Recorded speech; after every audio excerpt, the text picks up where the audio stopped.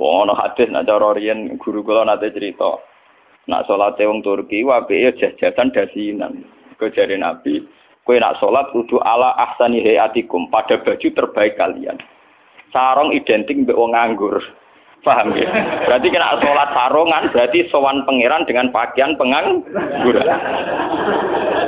Paham ya? Mergo sarung yo go kemulan, go nyolong pelem.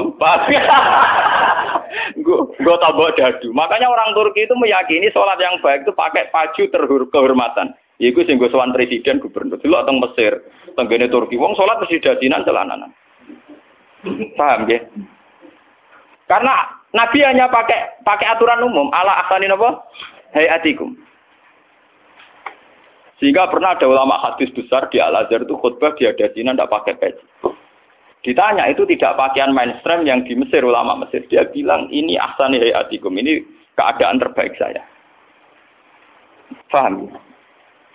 Jadi kalau pakai ukuran itu tentu kita sholat pakai sarung identik dengan pakaian istirahat. Kemulan. Menan awang kota yang biasa celananan nganggo sarung bedak ning jeding. Bedak ning kamar napa? Mandi. Tentu itu pelecehan. Nganggo teori ini. Dan itu banyak ulama yang anti, betul banyak. Kalau sampean di Turki, di Pakistan, di daerah-daerah yang meyakini itu pakaian pengangguran, itu kriminal betul. Karena siarnya begitu, nggih, tradisi siarnya begitu. Tapi kalau di Indonesia, untuk daerah tertentu juga ada semua Indonesia. Sarung itu identik dengan pakaiannya santri. Ya sudah kita sarungan ala santri. Tapi coba kalau di Malaysia, kayak Mahathir Mohamad, dia pakai celana, sarungnya disampingkan. Dan itu ala ahsani apa? Hayatikum. Tapi di Indonesia sama tak gitu, ketoprak tapi. Ini kimun kula niati saking dalam kepen ngaji masalah ulul amri ya. Iki rumono tenan. Terus kowe sampean waca ya, artinya sudah saya baca itu. Ini tafsir Munir karangane Syekh Nawawi napa Banten masuk ulama Indonesia sing alim diakui teng Mekah teng Hijaz terutama nggih Syekh Nawawi Banten. Beliau itu gurune Mbah Khalil Bangkalan. Mbah Khalil Bangkalan di murid golongane Mbah Hasyim Asy'ari Satrusin. Ya Mbah Hasyim terus dibutuh Gus Dur bareng Gus Dur malah sanad. Jadi termasuk ulama top tenggene Mekah riyen niku Syekh Nawawi Banten. Sing ngarang tafsir Munir. Ngaten kula terangaken. Hampir menjadi mainstream kalau kayak SBY, kayak gubernur, kayak bupati, kayak lurah. Itu rata-rata legitimasinya secara syariat itu dianggap ulil apa? Amri ya. Dalam konteks NU mungkin itu PBNU, dalam konteks Muhammadiyah mungkin PP Muhammadiyah. Lah nek urusane ngaji ngene iki ulil amri aku ngongkon rugen luwih sederhana, luwih napa? Yang jelas melihat asbabun nuzul itu kental sekali bahwa sebetulnya masalah itu tidak keluar dari disiplin militer. Kalau balik ini melihat asbabun nuzul awal mula ayat ini turun itu tentang disiplin apa? Militer. Karena dalam teori perang itu 1 detik 2 detik pasukan internal itu konflik bisa kelibas semua. Sehingga dalam sistem perang atau sistem komando tidak ada ruang ijtihad, tidak ada ruang polemik, tidak ada ruang beda pendapat. Kalau dalam suasana normal orang boleh beristihad bagaimana Indonesia yang terbaik, bagaimana umat Islam terbaik. Ada yang bermadhab harus pribumisasi Islam misalnya. Ono sing berpendapat kudu jelas al-farqu bainal haqqi apa? Hak mana batil. Kalau kalian ini malah ini. Ayat ini secara nuzul itu jelas-jelas tentang konteks perang. Kita tahu dalam teori militerisme, dalam teori militer, teori perang, tidak ada ruang diskusi, tidak ada ruang dialek, juga tidak ada ruang ijtihad. Semua harus tunduk pada perintah komandan. Sehingga orang sekali Ammar bin Yasir, orang sekali Abu Bakar bin Siddiq. Ketika Nabi suatu saat memimpin, Khalid, kamu komandan. Itu sahabat yang kaliber kayak Abu Bakar sekalipun, itu tidak berani bantah.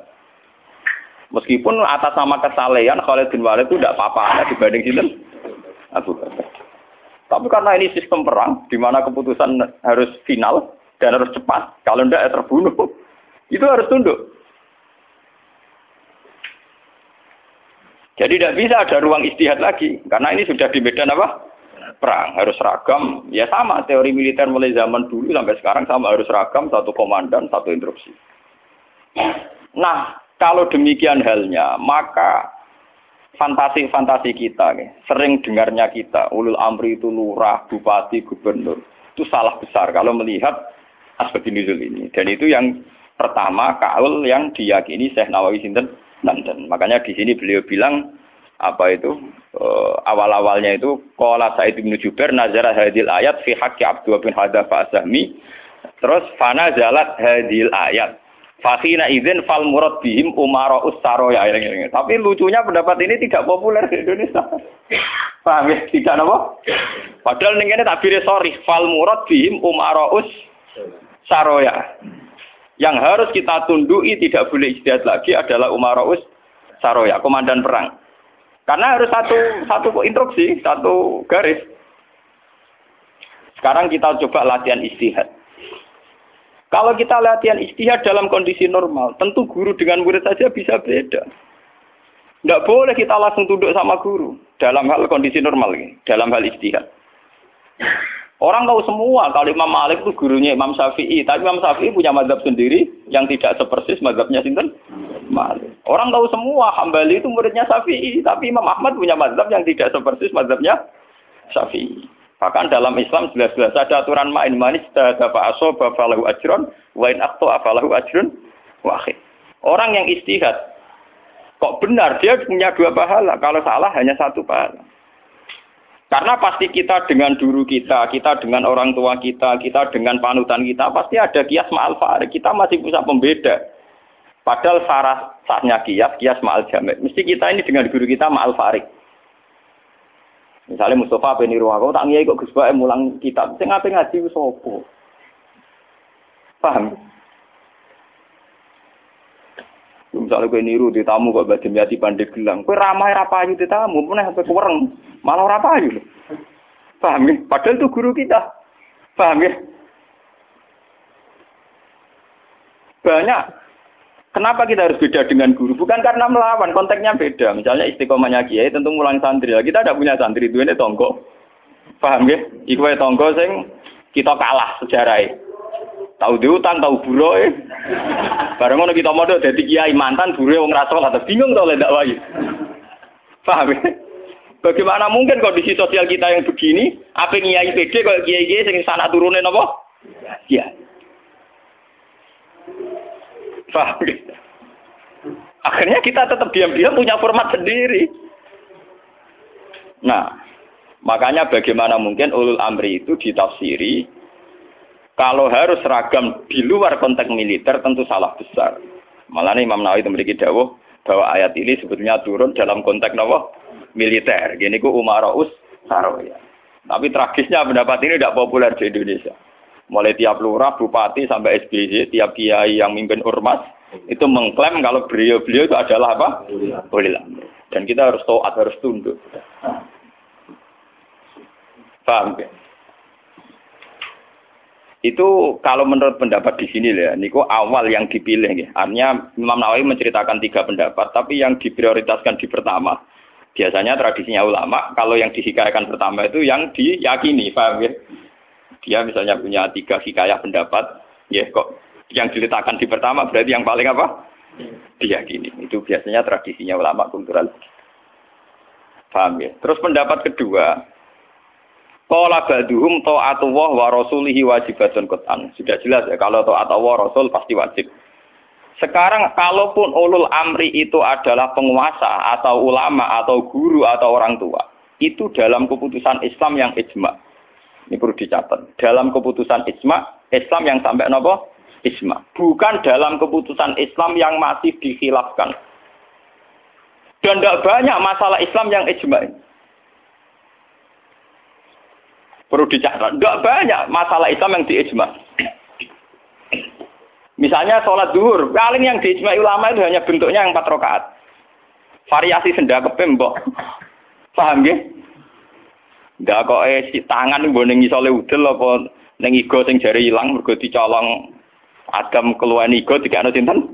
Awak mindol ilahi harus ditutupi nak sendake mbok hadis kondi iku yo pirang-pirang. Paham nggih? salate wong Pakistan ngeten kenceng. Wong Nabi nate dawuh nang salat sedekap itu seneni. Maksudnya tanganan beno koyo biasane. Dadi ngeten. Faham. Wono hadis nak cara riyen guru kula nate cerita. Nak salate wong Turki apike jajasan dasinan. Kejare Nabi, kowe nak salat kudu ala ahsani hayatikum, pada baju terbaik kalian. Sarung identik mbek wong nganggur. Paham ya? Berarti kena salat sarungan berarti sowan pangeran dengan pakaian pengangguran. Paham ya? Mergo sarung yo go kemulan, go nyolong pelem. Gue tabok dadu. Makanya orang Turki itu meyakini sholat yang baik itu pakai baju kehormatan.